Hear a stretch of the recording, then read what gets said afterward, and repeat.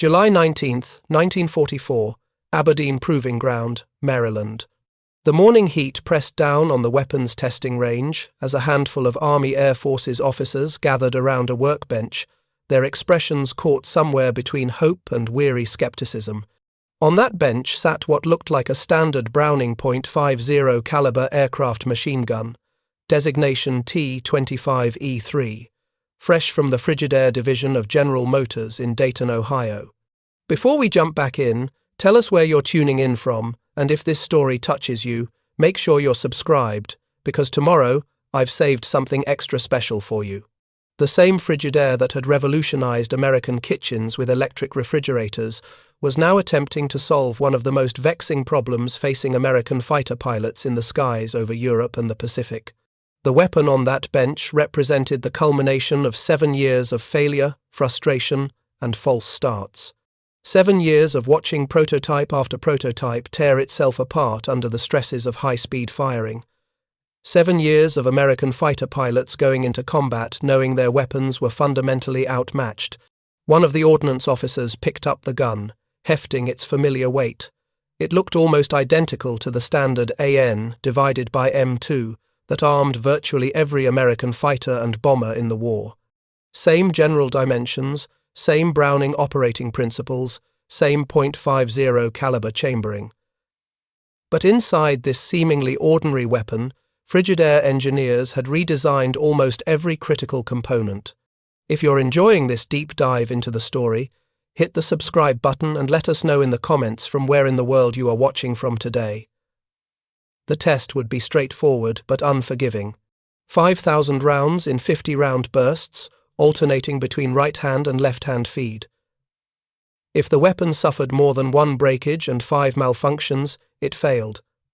Dozens of prototype high-speed aircraft machine guns had already failed this test over the previous 4 years. The officers loading ammunition belts that morning had seen them all fail. They had no particular reason to believe this one would be different. But it was different, profoundly, consequentially different. And by the end of that summer day, the T-25E3 would prove itself capable of firing at 1,250 rounds per minute with acceptable reliability, nearly double the rate of fire of the standard aircraft gun, giving American pilots a firepower advantage that would help win the air war and save countless lives. This is the story of how a refrigerator company solved a problem that had defeated the nation's leading firearms manufacturers for nearly a decade, and how that solution armed the fighters that dueled with MiGs over Korea and established American air superiority for a generation. The journey to that breakthrough began not in 1944, but 7 years earlier on a June day in 1937 at the same Aberdeen Proving Ground. A group of Army Air Corps personnel, led by General Henry Harley Arnold, had assembled to discuss a problem that was becoming increasingly urgent as war clouds gathered over Europe. The Browning .50 caliber M2 aircraft machine gun was the standard armament for American military aircraft. Designed in the 1920s, it was reliable, powerful, and well understood by ordnance personnel and armament crews across the service. But it was also slow. Painfully, dangerously slow by the standards of modern air combat. The M2 aircraft gun fired at approximately 600 rounds per minute. That might sound impressive to anyone not familiar with aerial gunnery, but General Arnold and his officers understood what it meant in practical terms. In a high-speed engagement between fighter aircraft, each plane might be in the other's gun sights for perhaps 2 or 3 seconds. At 600 rounds per minute, that meant 20 to 30 rounds fired in the brief window when you had a firing solution. If your aim was even slightly off, if the target maneuvered unexpectedly, if atmospheric conditions affected your tracer round's trajectory, those 20 or 30 rounds might all miss. And then the moment was gone. The enemy aircraft was past you, or above you, or diving away, and you had to maneuver desperately to get another chance at a shot that might never come. European air forces had already recognized this problem.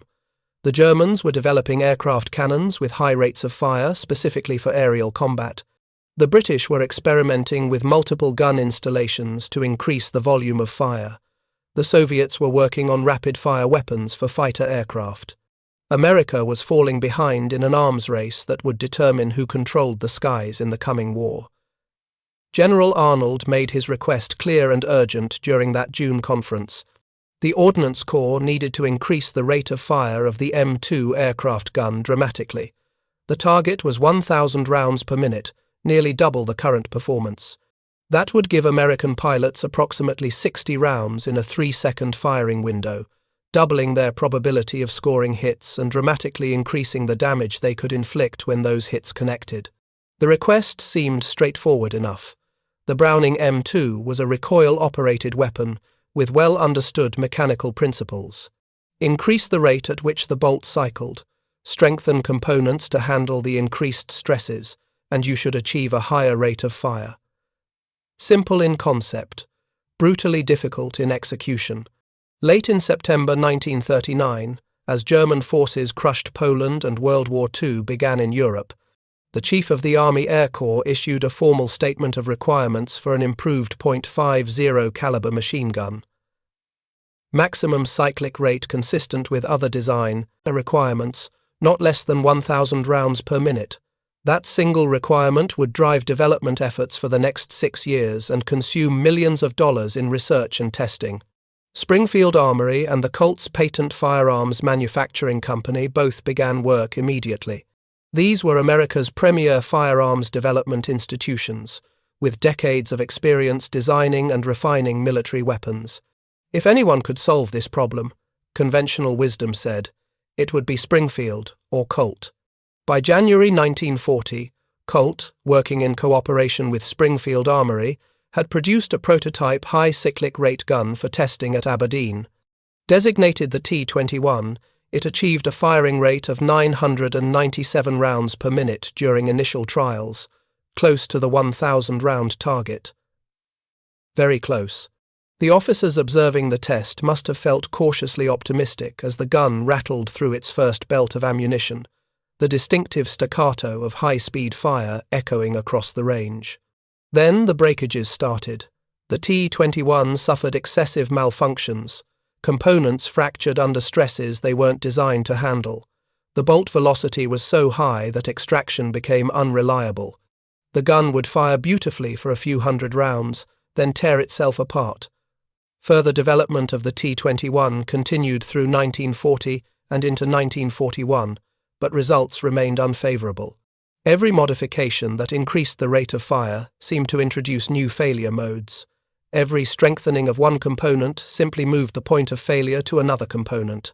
The T-21 series eventually went nowhere, producing nothing but frustration and consumed development time. In early 1942, the High Standard Manufacturing Company of New Haven, Connecticut, entered the competition. High Standard was known for quality sporting firearms, and their engineers believed they had fresh perspectives on the high rate of fire problem. They designed a prototype designated T-22 and submitted 2 models to Aberdeen Proving Ground for testing on August 10, 1942. One gun fired 551 rounds, at a cyclic rate of 1,066 rounds per minute, exceeding the 1,000-round requirement. The assembled observers felt that familiar cautious optimism again. Then came the failures. 5 stubbed rounds that failed to chamber properly and jammed in the feed mechanism. 2 failures to feed, where rounds simply didn't enter the chamber at all. And then, dramatically and expensively, the firing pin broke. High Standard's engineers went back to their drawing boards.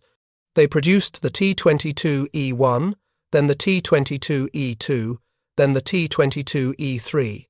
Each one incorporating lessons learned from previous failures, each one tested at Aberdeen, each one eventually proving unsatisfactory.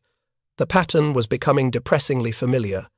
The fundamental problem was that the Browning M2 had been designed in the 1920s for a firing rate of 600 rounds per minute. Every component, every clearance, every spring rate, every buffer system had been optimized for that rate of fire. Trying to make it fire at 1,000 rounds per minute or more was like trying to make a car engine designed for 3,000 RPM reliably operate at 6,000 RPM. The stresses increased geometrically, not linearly. Components that lasted tens of thousands of rounds at standard rates lasted only hundreds of rounds at high rates before fatigue failure.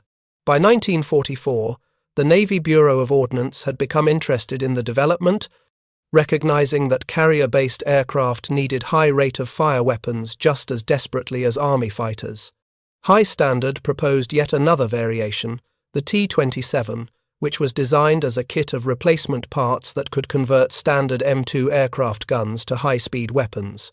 The first two T-27 models arrived at Aberdeen for testing on January 1, 1944. Both tests were discontinued before completion. In the 14 months following delivery of those first two T-27 prototypes, High Standard submitted 18 more guns in at least 8 different configurations for testing at Aberdeen. Every single one failed. The results showed excessive malfunctions and breakages that represented actual danger to personnel and equipment. Guns were literally flying apart on the test stand, sending components across the range with enough velocity to injure or kill anyone nearby. By mid-1944, American forces were pushing across France after D-Day.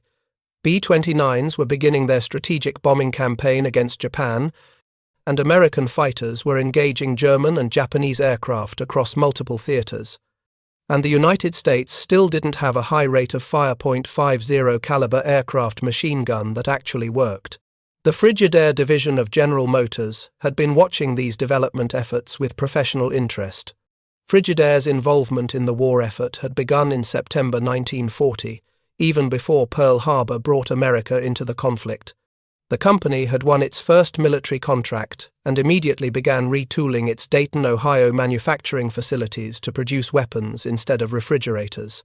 By 1944, Frigidaire had manufactured more than 200,000 standard Browning M2 aircraft machine guns, making the company one of the largest producers of aircraft armament in the nation. The company's engineers had developed intimate familiarity with every aspect of the weapon's design, manufacture, and failure modes. They had made more than 500 design and manufacturing changes to reduce the cost of the machine gun to 25% of its original cost, using mass manufacturing techniques perfected in appliance production. They understood this weapon as well as anyone in America, perhaps better than anyone. When Frigidaire engineers looked at the high rate of fire problem, they reached a conclusion that the firearms manufacturers had been reluctant to accept. You couldn't simply modify the standard M2 design to achieve 1,200 rounds per minute with acceptable reliability.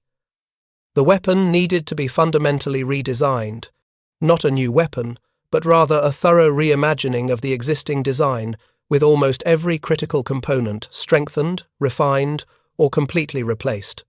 In August 1943, the Ordnance Department entered into a formal contract with Frigidaire Division to develop a high-speed .50 caliber machine gun. This contract was different from all previous development contracts in one crucial way. The Ordnance Department placed no restrictions on the number of changes Frigidaire could make to the M2 design. No requirements for parts interchangeability with standard M2 guns. No limitations on materials or manufacturing processes.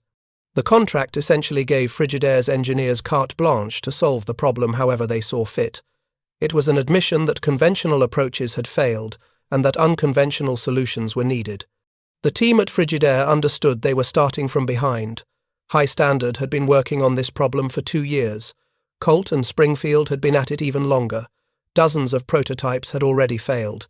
The engineers at Frigidaire had to assume that any obvious solution had already been tried and found wanting. They needed to dig deeper, think more systematically, and be willing to challenge fundamental assumptions about how the weapon operated. Preparing and narrating this story took us a lot of time, so if you are enjoying it, subscribe to our channel. It means a lot to us. Now, back to the story. The Frigidaire engineers began by cataloguing every failure mode seen in previous prototype guns. Broken backplate buffers, fractured bolts, failed extractors, sheared firing pins, broken sear springs, stubbed rounds in the feed mechanism, failures to feed, failures to extract, failures to eject. Each failure pointed to a specific component or system operating beyond its design limits. The team started redesigning components systematically. The backplate buffer, which absorbed recoil energy when the bolt reached its rearward travel limit, was completely redesigned to handle the enormous forces generated by 1,250 cycles per minute. The barrel buffer was strengthened. The receiver itself was reinforced. The bolt was modified to improve extraction reliability at high speeds. The feed mechanism was refined to reduce the probability of rounds stubbing or failing to chamber properly. But the real breakthrough came when Frigidaire engineers examined the spring systems. Previous high rate of fire prototypes had used nested helical springs, traditional coil springs placed one inside another to increase spring force. These nested springs were creating harmonic vibration problems at high cycle rates. The springs would resonate at certain frequencies, causing unpredictable behavior and premature fatigue failure. Frigidaire's solution was elegant and unconventional. Instead of nested helical springs, they specified Belleville spring washers, also called disc springs or conical washers. These were washer-shaped springs that compressed along their axis, providing high spring force in a compact package without the harmonic problems of helical springs. Belleville washers had been used in various industrial applications, but were relatively uncommon in firearms design. It was exactly the sort of unconventional solution that a company with experience in multiple engineering disciplines could identify. The first Frigidaire prototype gun was designated T-25.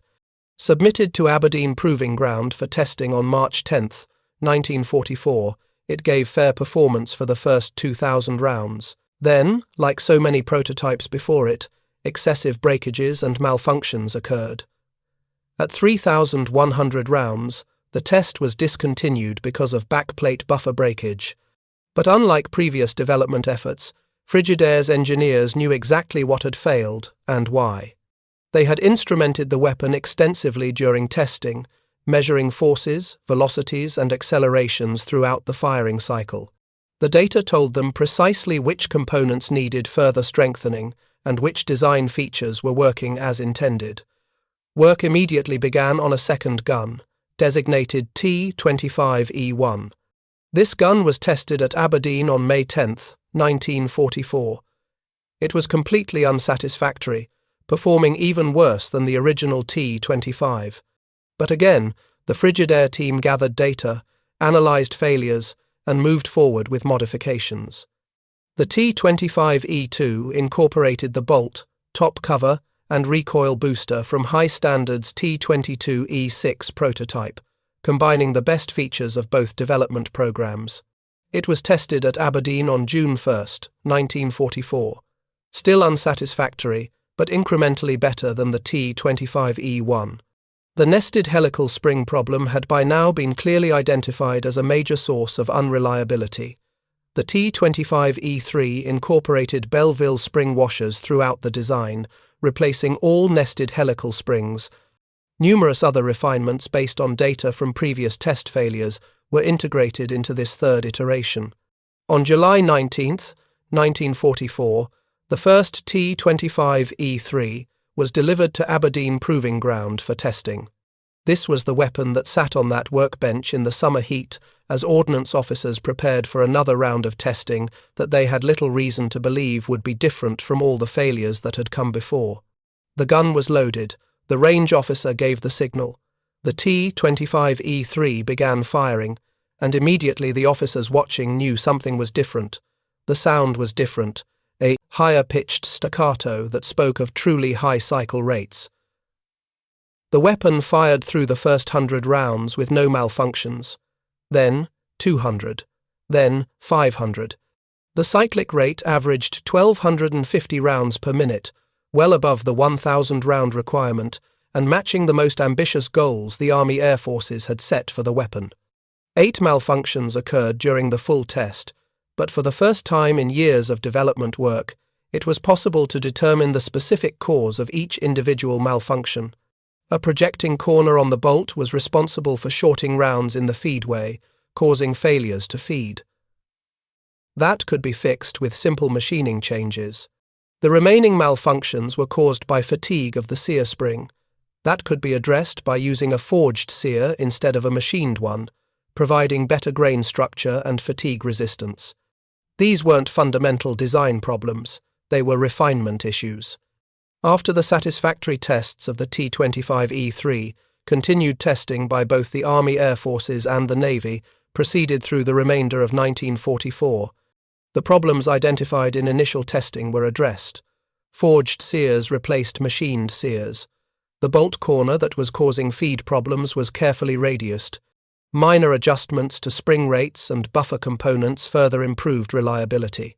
By early 1945, the T-25E3 had been thoroughly service tested and had proven itself far superior to the standard .50 M2 Browning for aircraft applications.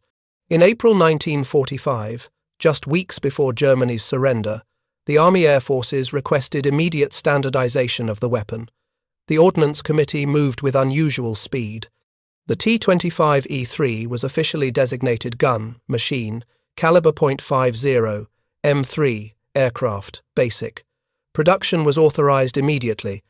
The M2 aircraft gun was reclassified as limited standard, meaning it would remain in production, but new aircraft installations would preferentially use the M3. Frigidaire manufactured the first 100 M3 guns during January and February 1945. An acceptance test protocol was established requiring each gun to fire 200 rounds in burst fire, 100 with right-hand feed and 100 with left-hand feed. One gun from each lot of 20 was selected for an extended 5,000-round test. The guns were required to complete 5,000 rounds with no more than one breakage and 5 malfunctions. Of the first 100 T-25E3 guns delivered by Frigidaire, 7 experienced stoppages during the 200-round functioning test.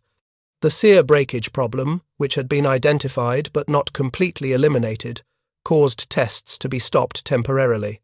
All T-25E3 guns already manufactured had their sears replaced with the forged type, and testing continued without further sear breakages. In 35,000 rounds fired from 7 guns during acceptance testing, there were only 18 stoppages, of which only 12 were definitely attributable to the weapon rather than ammunition or loading errors. A report from the Naval Proving Ground at Dahlgren, Virginia, stated that 2 T-25E3 guns were fired approximately 7,000 rounds each. In the first 5,000 rounds of firing on each gun, only 1 stoppage occurred in each weapon. This firing was conducted at temperatures ranging from -70 degrees Fahrenheit to test cold weather performance. The guns functioned reliably across temperature extremes that would have been unimaginable for earlier prototype weapons. The T-25E3, now designated M3, maintained a high cyclic rate of 1,150 to 1,200 rounds per minute for at least 5,000 rounds. All parts proved reliable for 5,000 rounds of firing under service conditions. After years of failure and frustration, American ordnance engineers finally had a working high rate of fire, aircraft machine gun. Production of the M2 aircraft gun was immediately halted in June 1945 as manufacturing transitioned to the M3. By September, 2,400 M3 guns had been produced. By war's end in August 1945, approximately 3,000 M3s had been manufactured. The war ended before the M3 could see extensive combat, but that didn't diminish its significance. American planners knew that peace was temporary. The Soviet Union was already emerging as a potential adversary, and Soviet aircraft development was continuing at a rapid pace. The M3 would arm the next generation of American fighters facing the next generation of threats. If you find this story engaging, please take a moment to subscribe and enable notifications. It helps us continue producing in-depth content like this. The M3's combat debut would come 5 years later, under circumstances that would prove its worth beyond any peacetime test. June 25, 1950. North Korean forces, equipped with Soviet-supplied 34 tanks and supported by Soviet aircraft, poured across the 38th parallel into South Korea, beginning the Korean War. The United Nations responded with military force to repel the invasion, and American aircraft soon found themselves in combat over the Korean peninsula. Initially, American forces enjoyed air superiority. The North Korean Air Force was small and equipped with obsolescent Soviet aircraft that posed little threat to American F-80 Shooting Stars and F-84 Thunderjets. American bomber formations ranged freely over North Korea, striking supply lines, troop concentrations, and industrial targets. B-29 superfortresses, the same aircraft that had devastated Japan in World War II, conducted daylight precision bombing missions against strategic targets across North Korea. But in November 1950, everything changed. Soviet-built Mikoyan-Gurevich MiG-15 fighters appeared in Korean skies, flown by Soviet, Chinese, and North Korean pilots. The MiG-15 was a revelation to American pilots who had grown comfortable with their air superiority. It was fast, with a maximum speed exceeding 670 miles per hour. It could operate at extremely high altitudes, with a service ceiling above 50,000 feet. It could climb rapidly and accelerate quickly. And it was armed with devastating cannons, two 23mm and one 37mm, designed specifically to destroy heavy bombers. The straight-winged F-80 and F-84 fighters that had been adequate against North Korean opposition were completely outclassed by the MiG-15. The swept-wing Soviet design could outclimb, outrun, and outmaneuver them at high altitude. B-29 bomber formations that had previously operated in daylight with impunity were suddenly suffering catastrophic losses. The superfortresses that had terrorized Tokyo in 1945 were sitting ducks in 1950. They had to switch to night bombing missions where the MiG-15 was much less effective, but night bombing was far less accurate and dramatically reduced the effectiveness of the strategic air campaign. American forces faced a genuine crisis. North Korea and China had achieved air superiority over northwestern Korea near the Yalu River, an area that would become known to American pilots as MiG Alley. If this continued, if American forces could not regain control of the air, ground operations would become vastly more difficult and costly. The United States Air Force responded by rushing F-86 Sabres to Korea in December 1950. The F-86 was America's first swept-wing jet fighter, developed in the late 1940s incorporating German aerodynamic research captured at the end of World War II. It had entered service in 1949 and represented the cutting edge of American fighter design. The F-86 and the MiG-15 were curiously well-matched opponents, each with distinct advantages and disadvantages. The MiG could climb faster, accelerate more rapidly, and operate effectively at higher altitudes. Above 30,000 feet, the MiG-15 had better performance in almost every measurable category. The F-86 could dive faster, had better roll rate, and maintained slightly better turning performance at lower altitudes. It also had superior aerodynamic stability, making it easier to control during high-speed maneuvering. But perhaps the F-86's most important advantage was its armament, and this is where the Frigidaire engineers' work 7 years earlier would prove its combat value. The F-86 carried 6 M3.50 caliber machine guns, 3 mounted on each side of the fuselage, firing through ports in the nose. With electrically boosted feed mechanisms, these guns achieved rates of fire around 1,200 rounds per minute per gun. That meant the F-86, with all 6 guns firing, was putting 7,200 rounds per minute into the air when the trigger was depressed. 7,200 rounds per minute, 120 rounds per second. In a 3-second firing opportunity, an F-86 pilot could fire 360.50 caliber bullets at his target. The MiG-15, by contrast, was armed with 2 23mm NR-23 cannons and one 37mm N-37 cannon. These were devastating weapons, each shell containing high explosive that could tear a bomber apart with just a few hits. But the combined rate of fire was much lower than the F-86's 6 machine guns, and the ballistics of the large cannon shells made accurate shooting against fast-moving fighter targets extremely difficult. The MiG-15 had been designed as a bomber interceptor, optimized for destroying large, relatively slow, non-maneuvering targets like B-29s. Against a fast, highly maneuverable fighter like the F-86, the heavy cannon armament was less effective.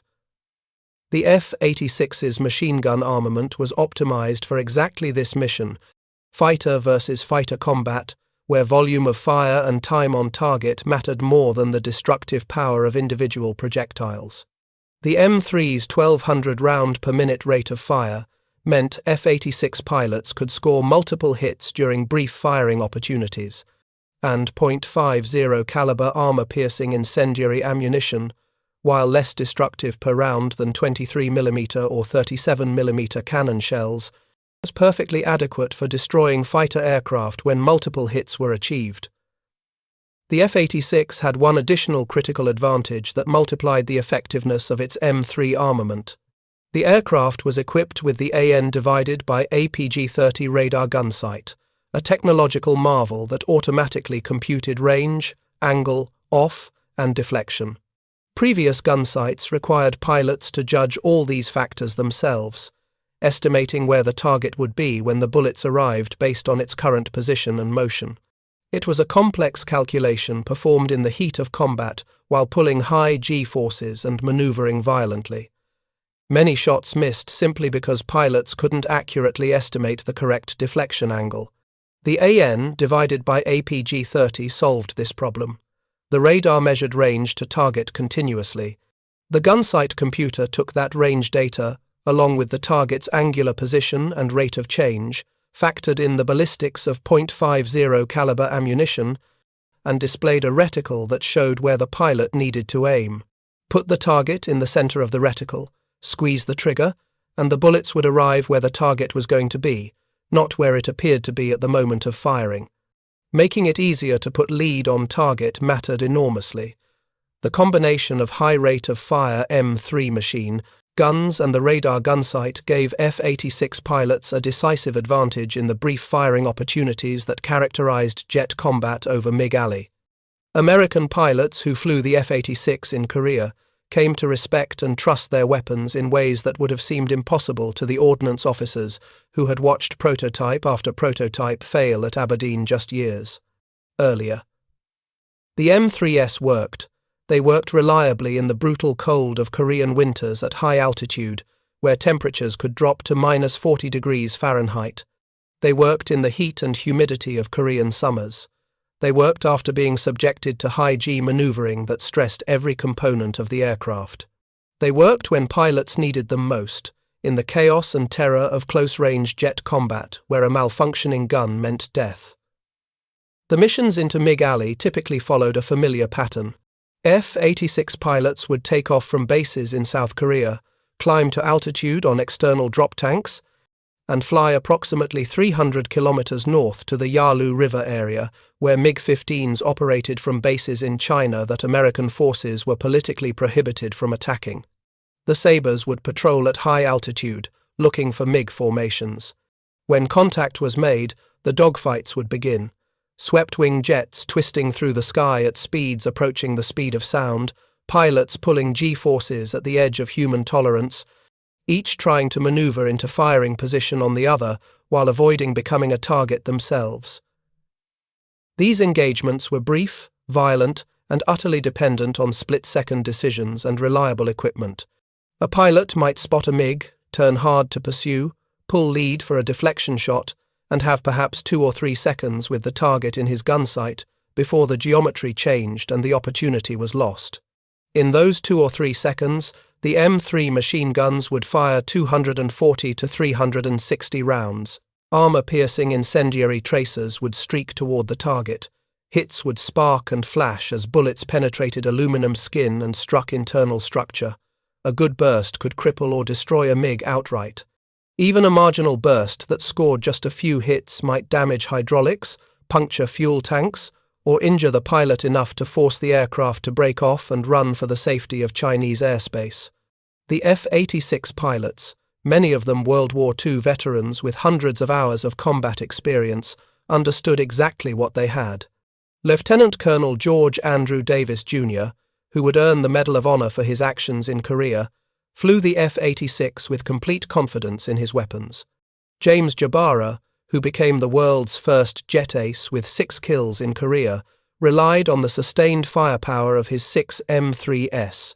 Francis Gabreski, who had 28.5 kills flying P-47s in World War II, added 6.5 more in Korea flying the F-86. By the time the Korean War armistice was signed in July 1953, F-86 Sabres had shot down 792 MiG-15s in air-to-air combat, with another 118 listed as probable kills. American losses were significantly lower.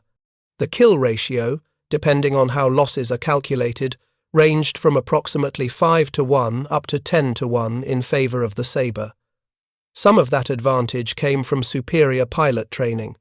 American pilots generally had more flight hours and better combat training than their North Korean and Chinese opponents, though Soviet pilots flying MiGs were often highly experienced World War II veterans. Some of the advantage came from superior tactics. American pilots developed effective formations and engagement doctrines specifically for high-altitude jet combat, but a significant portion of that kill ratio advantage came from having weapons that worked reliably and delivered overwhelming firepower in the brief moments when it mattered.